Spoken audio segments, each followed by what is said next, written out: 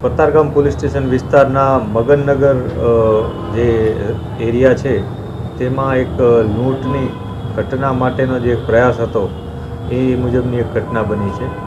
આ પ્રયાસમાં હકીકત એવી છે કે સવારે 9 વાગ્યાની આસપાસ 3 વ્યક્તિઓ કૃષ્ણા જ્વેલર્સ નામની નાની એક શોપ છે તેમાં જઈ અને લૂંટ કરવાની કોશિશ કરે છે। એ દરમિયાન જે જાગૃત ફરિયાદી હતા તેઓએ એમને ધક્કો મારી દીધો હતો અને ધક્કો મારતા ત્રણેય આરોપીઓ ભાગવાની કોશિશ કરી હતી અને ભાગવા જતાં આગળ જતાં પડી ગયા હતા। એમાંથી એક આરોપી સ્થળ ઉપર જ પકડાઈ ગયેલ હતો।